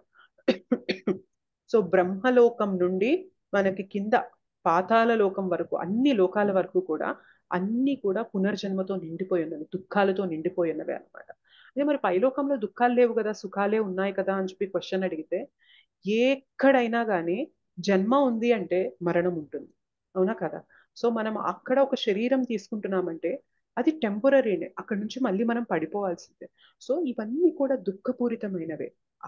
ఆ దుఃఖపూరితమైన ప్రతి లోకం నుంచి కూడా నువ్వు అట్లాంటి లోకాలకి పాటుపడద్దు. ఆ బ్రహ్మ భువనాల లోకాలు పునరావర్తన వచ్చిన, సో నువ్వు ఇక్కడ ఎక్కడైనా నువ్వు లైఫ్ తీసుకున్నా కానీ మళ్ళీ నువ్వు లైఫ్ తీసుకోవాల్సి ఉంటుంది. కానీ నువ్వు దేనికోసం అచీవ్ చేయాలి అంటే మా ఉపేత్యతు కౌంతేయ పునర్జన్మ నా విద్యతే. కానీ నువ్వు ఎప్పుడైతే నా ధామానికి వస్తావో, నన్ను పొందుతావో, అప్పుడు నువ్వు తిరిగి మళ్ళీ జన్మ తీసుకోవాల్సిన అవసరం లేదు. అయితే భగవంతుని ధామానికి వెళ్ళాలి, లేకపోతే భగవంతుని సేవలో మనం ఎప్పుడు ఉండాలి అంటే దానికి ఒకటే మార్గం ఏంటి అంటే భక్తియుక్త సేవ అనమాట. సో వేదాల్లో చెప్పిన ఈ కర్మకాండ, ఈ ఫ్రూటివ్ యాక్టివిటీస్ ఏవైతే ఉంటాయో వీటి పైన మనం కలత చెందకుండా ఇంతకన్నా హయ్యర్ రియాలిటీ ఒకటి ఉంది అని మనం గ్రహించి దానికోసం పాటుపడినప్పుడు ఏమవుతుంది అంటే, మనం కష్టపడేదేదో టెంపరీగా ఉండేదానికి కష్టపడాలా, నిత్యంగా సుఖంగా ఎప్పుడు కూడా నాకు అది ఉంటుంది నా తోటు అనే దానికి మనం కష్టపడాలా చెప్పండి? పర్మనెంట్ గా ఉండేదానికి కష్టపడాలా? పర్మనెంట్ ఉండేదాన్నే కష్టపడాలి. పర్మనెంట్ గా ఉండేదానికే కదా మనం ప్రయత్నం చేయాలి, కష్టపడాలి. సో కర్మకాండలో మనకి అట్రాక్టివ్ గా కనిపించవచ్చు, నువ్వు ఇంత సుఖాలు అనుభవించవచ్చు, నువ్వు ఇంత ప్లెజర్ అనుభవించవచ్చు అని మనకి అట్రాక్టివ్ గా అనిపించవచ్చు. కానీ దాని వెనక టెంపరరీ. అండ్ ఆ సుఖాల వల్ల నువ్వు తృప్తి చెందవు, ప్రీతి చెందవు. మనకి చెప్తారు భగవద్గీతలో, సవై పుంసాం పరోధర్మో యథో భక్తిర్ అథోక్షజే అహైతుకి అప్రతిహత యయాత్మ సుప్రసీదతి. ఎవరు అంత సుప్రసీదతి, అంత నిశ్చలమైన తృప్తిని, ఆనందాన్ని పొందుతారంటే ఎవరైతే అహైతుకి అప్రతిహత భక్తి చేస్తారో, ఎవరి భక్తి, అధోక్షజుని యొక్క భక్తి చేస్తారో వాళ్ళు మాత్రమే, ఆ ఆత్మ మాత్రమే నిత్యమైన తృప్తిని పొందగలదు అని చెప్పి చెప్తున్నారు. సో మనకి చెప్పొచ్చు కదా, నువ్వు స్వర్గలోకాలకు వెళ్తే నువ్వు తృప్తి పొందుతావు, నువ్వు వాటి కోసం ప్రయత్నం చేయి అని చెప్పొచ్చు కదా కృష్ణ. కానీ ఏమంటున్నారు శ్రీమద్ భాగవతంలో, ఏ ఆత్మ అయితే భక్తియుక్త సేవ చేస్తూ అహైతుకి అప్రతిహత సేవ చేస్తుందో వాళ్ళు మాత్రమే ఆ తృప్తిని పొందుతారు. ఇప్పుడు మనం ఎంత చేసినా కూడా చూడండి, ఎంత భోగం అనుభవించినా కూడా తృప్తి అనేది వస్తుందా? నో చెప్పండి. మాతాజీ.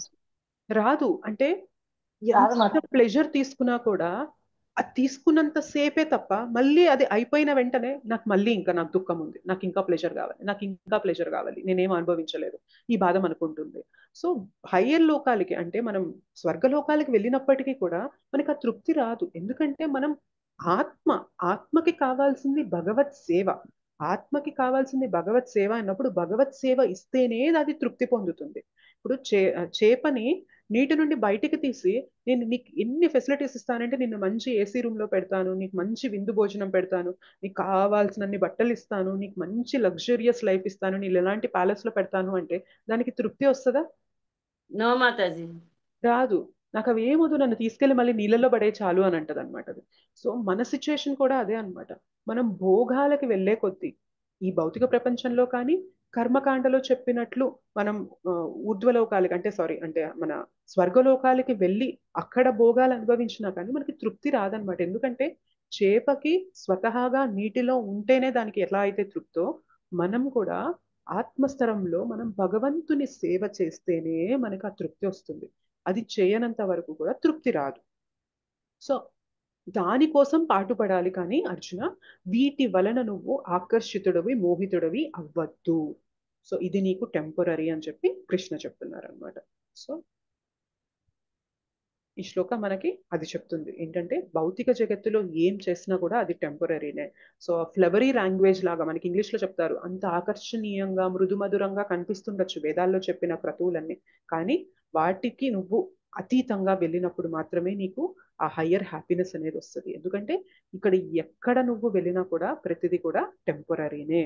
సో మనం ఎప్పుడైతే తెలుసుకుంటామో జీవేర స్వరూపహోయ్ కృష్ణేర నిత్యదాస్, మనం భగవంతుని యొక్క నిత్య దాసులు మనం ఎప్పుడైతే తెలుసుకొని భక్తియుక్త సేవ అనేది చేయడం మొదలు పెడుతూ ఉంటామో, మనము వీటన్నిటికీ అతీతంగా వచ్చి, ఇప్పుడు శుద్ధ భక్తులకి మీకు ఉండడానికి ఇట్లాంటి ప్లేస్ ఉంది కదండి, మీకు అంత పెద్ద గొప్ప ఫెసిలిటీస్ లేవు కదా, మీకు మంచి ప్యాలెస్లు ఇస్తాను, మీకు మంచి ఫెసిలిటీస్ ఇస్తాను, మీరు జపం ఆపేసేయండి, భక్తి సేవ, భగవంతుని సేవ ఆపేసేయండి, మీకు ఇవన్నీ ఇస్తాను అంటే వాళ్ళు చేయగలుగుతారా అది? నో మాతాజీ. సరే వాళ్ళ దాకా వదిలేద్దాము. మనకైనా కానీ సమ్ 6 months నుంచి 1 year గా మనం చాంటింగ్ చేస్తూ ఉన్నాము. సో మీరు జపం చేయొద్దు, మీకు లైఫ్ అంతా మేము చూసుకుంటాము అని అంటే వదిలేస్తామా మనము? వదలలేం మాతాజీ. మేబీ వదిలేస్తామేమో అంటారా మాతాజీ? బ్యాలెన్స్ వస్తుందేమో చెప్పలేం. యాక్చువల్గా ఇందులో కొంచెం టేస్ట్ వచ్చినా కూడా మనకు అర్థమైంది అనమాట. నాకు ఎన్నున్నా కానీ అక్కడ నాకు ఆనందం రాదు. సో భగవంతుని సేవ చేసినప్పుడే ఆనందం వస్తుంది. సో దానికి ఏంటి అంటే మెల్లిమెల్లిగా మనము మనకిచ్చిన సాధన అనేది ఫాలో అవుతూ ఒక్కొక్క స్టెప్ తీసుకుంటూ ముందుకు వెళ్తూ ఉండాలి అని చెప్పి ఈ 2 శ్లోకాస్ లో మనకి చెప్తున్నారు అనమాట. సో ఆ ఫ్లవరీ లాంగ్వేజ్ కి అట్రాక్ట్ అవ్వద్దు. సో ఇంద్రియ సుఖాల కోసం, భోగాల కోసం మనకి ఏదైతే వేదాల్లో చెప్పారో దానికి నువ్వు అట్రాక్ట్ అవ్వద్దు.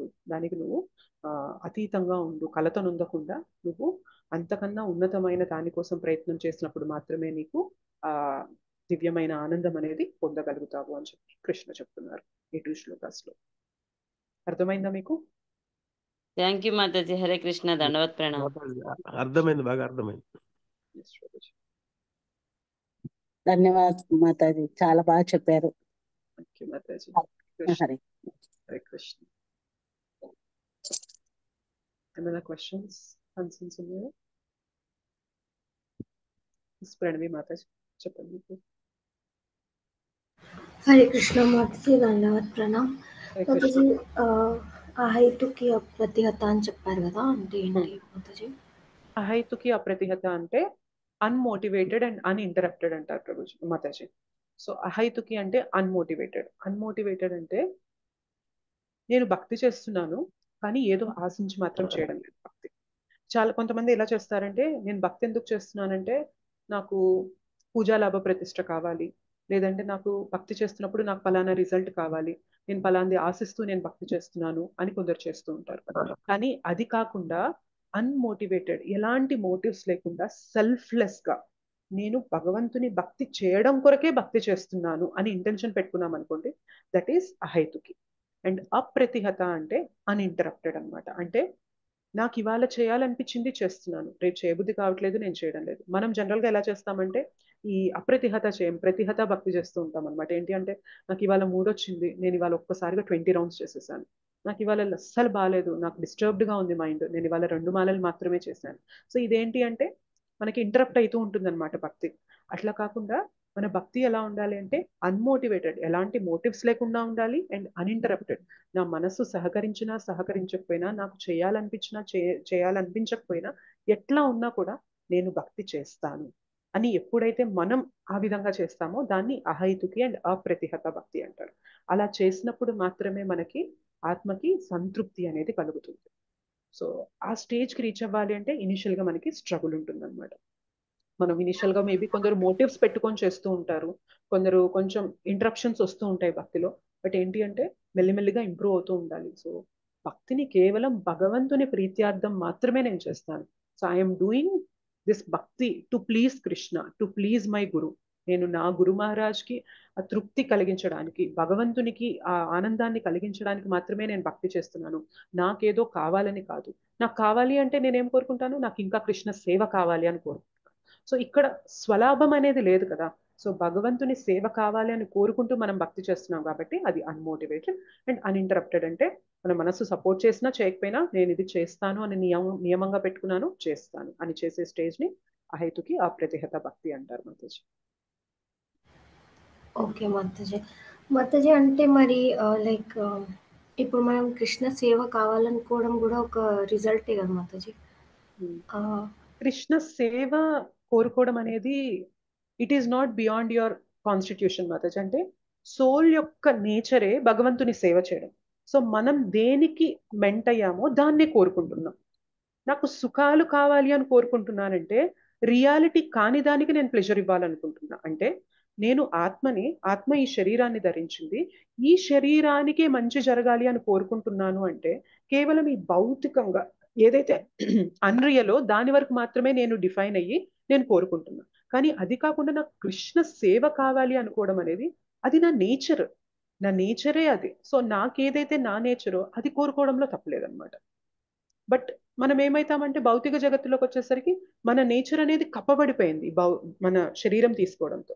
సో మన కోరికలు అనేవి కృష్ణ సేవ పరంగా ఉండవన్నమాట. నాకు ఆనందం కావాలి, నాకు తృప్తి కావాలి, నన్ను మెచ్చుకోవాలి, నాకు గౌరవం రావాలి, ఇట్లా కోరుకుంటూ ఉంటాం. కాబట్టి ఇవి తప్పు, ఇవి మోటివేటెడ్ భక్తి అనమాట. అలా కాకుండా ఐఎమ్ డూయింగ్ దిస్ భక్తి so that you give me more service to you. నేను సేవ చేసుకుంటూ నీకు ఇష్టమైన ఒక సేవకుడిగా నేను మారాలి, నీకు దగ్గర అవ్వాలి, నీకు తృప్తి కలిగేలాగా నేను ఉండాలి. ఇక్కడ మనకి మన రియల్ సెల్ఫ్ ఉంది, కానీ మనకి రెండు అంటారు Mataji, falls ego and real ego. Falls ego అంటే ఏంటి అంటే ఈ కవరింగ్స్ తో మనం ఐడెంటిఫై చేసుకుంటే దాన్ని ఫాల్స్ ఈగో. రియల్ ఈగో అంటే ఏంటంటే ఐఎమ్ సర్వెంట్ ఆఫ్ కృష్ణ, అది రియల్ ఈగో అనమాట. సో ఇక్కడ అయ్యింది, ఇక్కడ అయ్యింది, కానీ ఇక్కడ అయ్యి ఏంటంటే ఫాల్స్ అయ్యి అనమాట. నేను ఈ శరీరం, సో ఇక్కడ ఈ శరీరంతో ఉన్న వాళ్ళే నా వాళ్ళు, సో వీళ్ళకి బాగుంటే నాకు బాగుంటేనే నాకు హ్యాపీ ఉంటుంది. This is false ego. Real ego అంటే ఏంటంటే I'm not this body, I'm soul and I'm part and parcel of Krishna. So my duty and I'm meant to serve Krishna, నేను కృష్ణుని యొక్క దాసుని అని ఎప్పుడైతే తెలుసుకుంటామో అది రియల్ ఈగో. రియల్ ఈగో ఉండాలి మనకి, ఫాల్స్ ఈగో ఉండకూడదు. సో మనం కృష్ణ సేవ కావాలి అని కోరుకుంటున్నప్పుడు ఏం చేస్తున్నామంటే మనం మన రియాలిటీని తెలుసుకొని అడుగుతున్నాం కాబట్టి దట్ ఈస్ ఫేవరబుల్, అందులో తప్పలేదు Mataji. In fact we should seek that, మనం అదే అడగాలి కూడా. ఓకే మాతాజీ. యాక్చువల్లీ ఇంకో డౌట్ ఉండేది మాతాజీ. ఇప్పుడు స్వర్గలోకాలకి మనం పుణ్యం చేసుకుంటే వెళ్తాం కదా మాతాజీ. సో అక్కడ పుణ్యం అయిపోయే వరకే ఉంటాం కదా. సో అక్కడ కూడా ఎనీ కేసులో లాస్ట్కి జీరోనే అవుతుంది కదా మాతాజీ. మళ్ళీ భూలోకానికి ఎందుకు రావాల్సి వస్తుంది అనేది డౌట్ మాతాజీ. యాక్చువల్గా ఏమంటారంటే మాతాజీ, సుఖాలు ఎక్కువగా ఉన్నప్పుడు మనం భగవంతుణ్ణి ఆరాధించాలి అన్న క్వశ్చన్ అనేది రాదనమాట. మనం స్వర్గలోకాల్లో ఉండి కూడా చేతన అనేది కృష్ణ పైన పెట్టి, నేను ఇవాళ ఇక్కడ ఉన్నాను అంటే భగవంతుని కృప వల్లనే, నేను భగవంతుని సేవ చేయాలి అన్న చేతన అనేది స్వర్గలోకాల్లో కూడా మెయింటైన్ చేసాము అంటే we don't need to come back. మనం ఇక్కడికి రావాల్సిన అవసరం లేదు. ఎందుకంటే హయ్యర్ లెవెల్లో ఉన్నా కూడా మనం భగవంతుని సేవే మన ధ్యేయంగా పెట్టుకున్నాం కాబట్టి అక్కడి నుంచి మనం భగవద్ధామానికి వెళ్ళిపోవచ్చు. కానీ ప్రాబ్లం ఏమవుతుంది అంటే, కొంచెం సుఖాలు ఉంటేనే మనకి ఇక్కడ భగవంతుడు గుర్తు రావడం లేదంటే, నిండా సుఖాల మధ్యలో ఉన్నామంటే భగవంతుడు అసలు గుర్తొస్తాడా మనకి చెప్పండి? స్వర్గలోకాల్లో ఉన్నప్పుడు గుర్తు రాడనమాట. సో అందుకనే మనం ఏదైతే ఇవాళ ఈ మానవ జన్మ తీసుకొని ఇవాళ ఈ భూప్రపంచంలో మనం ఉన్నాం, ఈ లోకంలో మనం ఉన్నాము అంటే this is very very favourable for భక్తి అంటారనమాట. ఎందుకంటే టూ మచ్ సుఖాలు లేవు, భగవంతుణ్ణి మర్చిపోయే అంత టూ మచ్ సుఖాలు లేవు, భగవంతుణ్ణి గుర్తు చేసుకోలేనంత టూ మచ్ దుఃఖాలు కూడా లేవన్నమాట. సో మన లైఫ్ అనేది బ్యాలెన్స్డ్ గా ఉంది కాబట్టి this life that we have got, ఈ హ్యూమన్ ఫామ్ మనకి ఇక్కడ ఏదైతే దొరికిందో దిస్ ఈస్ వెరీ కండ్యూసివ్ అనమాట, చాలా ఫేవరబుల్ భక్తికి మనకి. సో ఇక్కడ ఉన్నప్పుడే మనం భక్తి చేసుకుంటే మనం స్వర్గలోకాలకు వెళ్ళి మళ్ళీ అక్కడ భగవంతుని గుర్తు చేసుకుంటానో లేదో అన్న డౌట్ లేకుండా మళ్ళీ వెనక్కి వచ్చి మళ్ళీ అట్లా వెళ్ళి ఈ అంతా లేకుండా డైరెక్ట్ గా మనము దీన్ని ట్రాన్సెండ్ చేసి భగవద్ధామానికి వెళ్ళిపోవచ్చు. సో స్వర్గలోకాలకు వెళ్ళి కూడా మన చేతన అనేది భక్తి పైన పెట్టి మనం భగవద్ధామానికి వెళ్ళొచ్చు. బట్ అది చాలా కష్టం, very very difficult and almost impossible అని చెప్పొచ్చు. సో మాతాజీ అంటే భగవద్ధామానికి వెళ్ళడానికి మోస్ట్ ఇంపార్టెంట్ క్వాలిఫికేషన్ భగవద్భక్తి, నాట్ జస్ట్ కర్మలు జీరో అవ్వడం. నో మాతాజీ, ఇవన్నీ వేస్ మాతాజీ. అంటే కర్మయోగ, జ్ఞానయోగ, అష్టాంగ యోగ, ధ్యాన యోగ ఇవన్నీ కూడా మార్గాలు భగవంతుని చేరుకోవడానికి. కానీ ఏవైనా కూడా ఫైనల్ రెల్మ్ ఏంటంటే భక్తి. సో కర్మయోగ అనేది మన ల్యాడర్ అనుకోండి, మనం నిచ్చెన ఉందనుకోండి, కర్మయోగ ల్యాడర్ లో ఒక రంగ్, ఒక స్టెప్ అనుకుందాం. తర్వాత జ్ఞానయోగ, ధ్యాన యోగ, అష్టాంగ యోగ, ఇట్లా డిఫరెంట్ డిఫరెంట్ స్టెప్స్ ఉంటాయి మనకి. ఫైనల్ ఏంటి అంటే భక్తి యోగ అనమాట. సో భక్తి యోగాకి రీచ్ అయితేనే మనం భగవంతుని గురించి తెలుసుకొని భగవద్ధామానికి వెళ్ళగలుగుతాం. సో ఇవన్నీ స్టెప్స్. మనకి శ్రీల ప్రభుపాద ఏం చెప్తారు అంటే, why you should waste your time and all this, instead directly take to the process of bhakti. Krishna చైతన్యం డైరెక్ట్ గా తీసేసుకోండి, అది అందరికీ available. So that you can reduce your number of lifetimes అనేది తగ్గించుకోవచ్చు. అండ్ తొందరగా, ఈజియెస్ట్ గా, క్విక్కెస్ట్ గా, ష్యూరెస్ట్ గా మనకి భక్తి యోగ చెప్తుంది అనమాట. ఏమంటారు భక్తిని అంటే, it is quickest, easiest and surest process అంటారు. సో ఆ ప్రాసెస్ ని తీసుకోండి అని చెప్పి చెప్తారు. ఈ పద్ధతి కూడా ఫాలో అవుతూ వెళ్ళొచ్చు మనం, కానీ it takes long time. Final గా మనం భక్తి అన్న స్టేజ్ కి వస్తేనే భగవంతుని దగ్గరికి రీచ్ అవుతాం. అది లేకుండా, భక్తి లేకుండా నేను కర్మ చేసుకుంటూ భగవంతుని దగ్గరికి వెళ్తాను అంటే పాసిబుల్ కాదు. భక్తి రావాలి, భక్తి ద్వారానే భగవంతుని మనం అర్థం చేసుకోగలుగుతాం. ఆ భక్తి వచ్చే స్టేజ్ కి మనకి కర్మ కూడా తోడైంది. కర్మ యోగా ద్వారా కూడా మనం భక్తి యోగా స్టేజ్ కి రీచ్ అవ్వచ్చు. ఎస్ మాతాజీ. ఓకే మాతాజీ, thank you Mataji. Hare Krishna. Hare Krishna. Yes Kalavati మాతాజీ. మాతాజీ. హరే కృష్ణ మాతాజీ. మనం ఈ భౌతిక శరీరము వదిలిన తర్వాత ఈ శరీరం ఉండదు కదా మాతాజీ, మళ్ళీ స్వర్గలోకాలకు పోయేది మన ఆత్మ పోతుందా, లేకపోతే సూక్ష్మ శరీరం పోతుందా? నాకు అది అర్థం కావట్లేదు. యాక్చువల్ గా మనకి 3 స్వర్గలోకాలకు మళ్ళీ మనం పోయి అక్కడ అనుభవిస్తాము అని చెప్తున్నారు కదా మాతాజీ. సో మనకేంటంటే 3 లెవెల్స్ లో మనకు ఉంటుంది మాతాజీ. ఒకటి భౌతిక శరీరం, ఒకటి సూక్ష్మ శరీరం, ఒకటి ఆత్మ శరీరం. హరే కృష్ణ. వినిపించడం లేదా మీకు నేను చెప్పేది? హరే కృష్ణ. వినిపిస్తుంది మాతాజీ. ఓకే మాతాజీ, మధ్యలో మాట్లాడుతుంటే మాతాజీ వినిపిస్తుంది కదా నేను చెప్పేది? మాతాజీ వైపు నెట్వర్క్ ఇష్యూ లా ఉంది. ఓకే. సో మాతాజీ అడిగిన క్వశ్చన్కి ఏంటి అంటే, మనం స్వర్గలోకాలకు వెళ్ళినప్పుడు ఎవరు వెళ్తున్నారు? ఆత్మ వెళ్తుందా, సూక్ష్మ శరీరం కూడా వెళ్తుందా, ఎట్లా వెళ్తుంది అని అడుగుతున్నారు కదా క్వశ్చన్. గుర్తుపెట్టుకోండి, మన అస్తిత్వం అనేది 3 లెవెల్స్ లో ఉంటుంది అనమాట. సో భౌతిక దేహం ఒకటి, సూక్ష్మ శరీరం ఒకటి, అండ్ ఆత్మస్థరంలో మనకి ఏదైతే ఆత్మ ఉంటుందో మనం అది. అయితే ఆత్మ అనేది ఈ సూక్ష్మ శరీరం అండ్ స్థూల శరీరం, ఈ రెండింటితో కప్పబడి ఉంటుంది అనమాట. అయితే మనం శరీరం వదిలేసినప్పుడు ఏమవుతుంది అంటే స్థూల శరీరం పోతుంది. అంటే పంచభూతాలతో చేయబడిన మన కళ్ళకు కనిపిస్తుంది కదా ఈ బాడీ ఏదైతే ఉందో ఇది పోతుంది. కానీ ఆత్మతో ఎవరు ట్రావెల్ చేస్తారు అంటే సూక్ష్మ శరీరం ట్రావెల్ చేస్తుంది, స్థూల శరీరం మాత్రమే పోతుంది. అయితే మనం పుణ్యం చేసుకున్నప్పుడు ఏమవుతుంది అంటే ఆత్మ అలాంగ్ విత్ సూక్ష్మ శరీరం, ఆత్మ సూక్ష్మ శరీరం రెండూ కలిసి ఇంకొక స్థూల శరీరాన్ని తీసుకుంటాయి.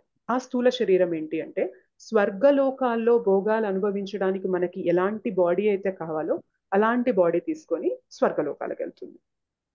అలానే మనం పాపం చేసుకున్నాం అనుకోండి ఏమవుతుంది అంటే ఇప్పుడు మనకున్న భౌతిక దేహం పోతుంది, అంటే స్థూల శరీరం పోతుంది, మళ్ళీ ఆత్మ అండ్ స్థూల శరీరం ఉంటుంది, సూక్ష్మ శరీరం ఉంటుంది, ఆత్మ అండ్ గ్రాస్ సటిల్ బాడీ ఉంటుంది.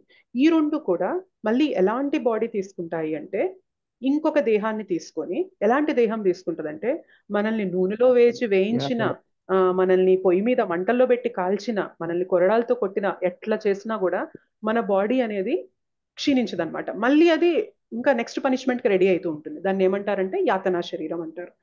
స్వర్గలోకాలకు వెళ్ళేది ఏంటంటే ఆ భోగాన్ని అనుభవించే శరీరం అనమాట. ఇక్కడ యాతనా శరీరం అనమాట. సో ఏమవుతుంది, ఆత్మ ప్లస్ సూక్ష్మ శరీరం రెండూ కలిసి ఇంకొక స్థూల శరీరాన్ని తీసుకుంటున్నాయి. ఈ జగత్తులో ఉన్నాం కాబట్టి ఈ పంచభూతాలతో నిండిన శరీరాన్ని ధరించాం. పైలోకాలకు వెళ్ళినప్పుడు భోగాలు అనుభవించడానికి సూటబుల్ శరీరాన్ని ధరిస్తాము, కింద లోకాలకు వెళ్ళినప్పుడు ఆ కష్టాలు అనుభవించడానికి యాతనా శరీరాన్ని ధరిస్తాం అనమాట. సో ఎక్కడికి వెళ్ళినా కూడా మనం ఔటర్ కవరింగ్ మారుతూ ఉంది, కానీ మన సటిల్ బాడీ అండ్ ఆత్మ అంటే సూక్ష్మ శరీరం అండ్ ఆత్మ రెండూ కలిసి ట్రావెల్ చేస్తూ ఉంటాయి.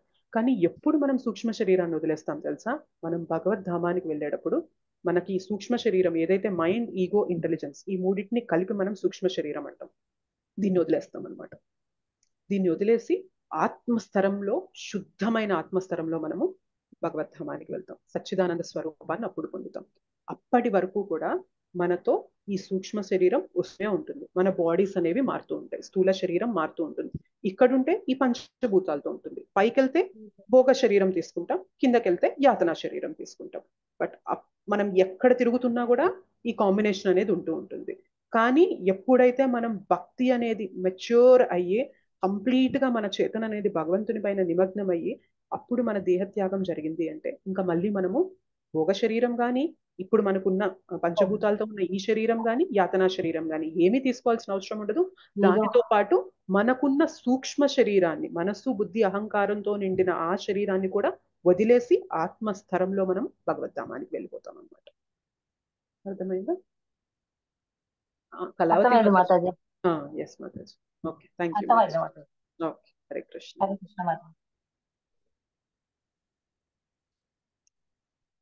ఇంకేమైనా క్వశ్చన్స్ ఉన్నాయండి?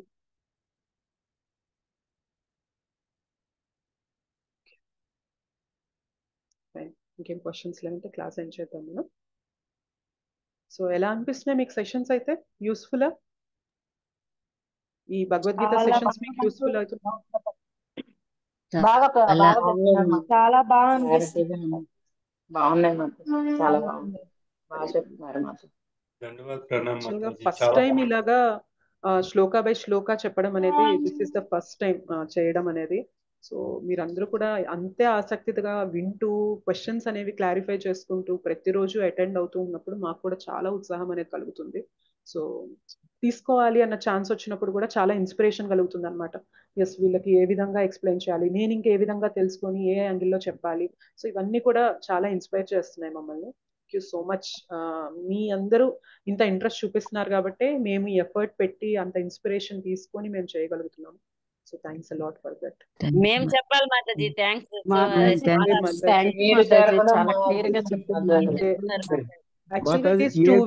మాతాజీలు అందరూ బాగా చెప్తున్నారు, ఎవ్రీ శ్లోక వివరంగా చెప్తున్నారు. Thank you Mataji. మీకు రుణపడి ఉంటాం మాతాజీ మేము. చాలా బాగా చెప్తున్నారు. భగవద్గీత మార్నింగ్ అంటే డీటెయిల్డ్ గా అన్ని శ్లోకాలు చెప్పడం ఎక్కడా లేదు మాతాజీ. ఇది మా అదృష్టం మాతాజీ, ఏంటంటే నేర్చుకోవడానికి. ఇది చాలా బాగుంది. చిన్న క్లారిఫికేషన్ మాతాజీ. అయితే ఇప్పుడు ఈ సూక్ష్మ శరీరం, స్థూల శరీరం వీటన్నిటికీ బాడీ అంటే ఆత్మకి బాడీ ఒక ఇన్స్ట్రుమెంట్ మాతాజీ కదా మాతాజీ? అంతే మాతాజీ, మనకి instrument. Thank you Mataji. Okay, Hare ఇది కృష్ణ. ఇది మనకి పరికరం అన్నమాట. సో ఆత్మకి ఇవాళ ఒక ఫెసిలిటీ ఇచ్చారు. అందుకనే మనకి హ్యూమన్ లైఫ్ అనేది చాలా ఇంపార్టెంట్, చాలా విలువైందని ఎందుకంటారంటే ఇవాళ ఇవాళ మన చేతిలో ఇలాంటి ఇన్స్ట్రుమెంట్ ఉంది. సో ఇంత గొప్ప పరికరం మనకి ఇచ్చారు కృష్ణ. దీన్ని మనం ఎలా సద్వినియోగపరచుకోవాలి, ఎంత చక్కగా భగవంతుని గురించి తెలుసుకోవాలి, ఎంత చక్కగా మన బాధ్యతలు అనేవి నిర్వర్తించుకుంటూ బ్యాలెన్స్డ్ గా చక్కగా మనం మంచి ఎగ్జాంపుల్ సెట్ చేస్తూ మంచి డివోటీ అవుతూ నలుగురికి ప్రీచ్ చేస్తూ మనం భగవంతుని సేవలో ఉండాలి అంటే ఎంత చక్కగా యూటిలైజ్ చేసుకోవచ్చు ఇట్లాంటి శరీరాన్ని మనం. బట్ అన్ఫార్చునేట్లీ ఏమైతుంది అంటే ఈ జ్ఞానం లేక ఈ శరీరం ఇచ్చింది కేవలం భోగాలు అనుభవించడానికే. సో దీనికి మంచి ఇంట్లో పెట్టడము, దీనికి మంచి నగలు ధరించడము, దీనికి మంచి బట్టలు ధరించడము, దీనికి ఎక్కువ రెస్పెక్ట్ వచ్చేలాంటి పనులు చేయడం, ఇందులోనే చిక్కుకుపోతున్నాం. అందుకు కాదు మనకి ఈ శరీరాన్ని ఇచ్చింది భగవంతుడు. హయ్యర్ ఇంటెలిజెన్స్ పెట్టింది మనకి హయ్యర్ థింగ్స్ పట్టుకోవడానికి. ఒక జంతువుకి మనకున్నంత తెలివి ఉంటుందా చెప్పండి? నో మాతాజీ. ఉండదు. కానీ మనకి ఇంత తెలివి ఎందుకు ఇచ్చారు కృష్ణ? ఎందుకంటే ఆ తెలివితో నువ్వు ఎక్కువ తెలివైన పనులు చేయాలి. తెలివైన పని ఏంటి అంటే ఈ జన్మ మృత్యు జరా వ్యాధి అనే ఈ చక్రం నుంచి బయటికి రావడమే తెలివైన పని. సో జన్మ మృత్యు జరా వ్యాధి చక్రం నుంచి బయటికి రావాల్సినంత తెలివి మనకి ఇంబైబ్ చేసి ఇచ్చారనమాట కృష్ణ. హ్యూమన్ లైఫ్ అనేది చాలా చాలా చాలా రేర్, చాలా అరుదైనది. సో అట్లాంటి లైఫ్ ని మనం దాని నుంచి బయటికి రావడానికి మనం చేసే ప్రయత్నం అనేది కృష్ణకు ప్రూవ్ చేస్తున్నాం అనమాట మనం. కృష్ణ నువ్వు నాకు ఈ ఆపర్చునిటీ ఇచ్చావు కదా, సో నేను దీన్ని సద్వినియోగపరుచుకుంటున్నాను. నాకు వీలైనంత నేను నీ భక్తి గురించి తెలుసుకుంటున్నా, అసలు నేను ఎందుకు ఈ ప్రపంచంలో ఉన్నాను, ఎందుకు కష్టాలు పడుతున్నాను, ఈ క్వశ్చన్స్ అన్ని రైజ్ చేస్తూ నేను ఒక్కొక్క మెట్టు ముందుకు ఎదుగుతున్నా అని చెప్పి మనం ప్రూవ్ చేయాలి. బట్ భగవద్గీత జ్ఞానం లేదనుకోండి మన మనస్సు దీని వైపు తిరగదు. ఎంతసేపు కూడా నాకు అది లేదు, నాకు ఇది లేదు, నాకు ఈ సుఖం లేదు, నాకు ఆ ఆనందం లేదు, నాకు ఈ భోగం లేదు, నా జీవితంలో అన్ని కష్టాలు, ఈ కంప్లైంట్స్ లోనే ఉంటాం అనమాట మనం. కానీ ఎప్పుడైతే భగవద్ జ్ఞానం తీసుకుంటామో కంప్లైంట్స్ ని పక్కన పెట్టేస్తాం. ప్రతి ఒక్కరికి ఉండే కష్టాలే, నేను కూడా ఆ కష్టాల గురించి మాట్లాడుతూ కూర్చోవాలా, ఇంకా బెటర్ దానిపైన నేను ఫోకస్ చేయాలా. సో ఆ జ్ఞానం, ఆ విచక్షణ అనేది మనకి భగవద్గీత ఇస్తుంది అనమాట. Thank you Mataji. Hare Krishna. Thank you Mataji. Hare Krishna. So everyday ఇలానే జాయిన్ అవ్వండి. మీకున్న డౌట్స్, క్వశ్చన్స్ అన్ని చక్కగా క్లారిఫై చేసుకోండి. అండ్ సాధన అనేది కూడా మంచిగా చేయండి. ఏబిసిడి ఏదైతే మనకు చెప్పారో శ్రీల ప్రభుపాదుల వారు, అది చక్కగా పాటించండి. సిన్సియర్గా ఉండడానికి ట్రై చేయండి. ఇది ఒక్కటి చేసుకుంటూ కూడా మనం హ్యాపీగా భగవద్ధామానికి వెళ్ళిపోవచ్చు. ఓకేనా? ధన్యవాదాలు మాతాజీ. కల్పతరుభ్యశ్చ కృపా సింధుభ్యైవ చ పతితానాం పావనేభ్యో వైష్ణవేభ్యో నమో నమః. శ్రీ శ్రీ రాధా మదన్ మోహన్ జీ की जय, श्री श्री गौर निताई की जय, श्री श्री जगन्नाथ बलदेव सुभद्रा माई की जय, जगत गुरु पतित पावन श्रील प्रभुपाद की जय, श्रील गुरुदेव की जय, निताई गौर प्रेमानंदे, हरि हरि बोल. Thank you so much, Mataji. Hare Krishna. Hare Krishna. Hare Krishna Mataji. Hare Krishna Mataji. దండవత్ Krishna, Dandavad Pranam. Hare Krishna Mataji. దండవత్. Hare Krishna, Dandavad Pranam.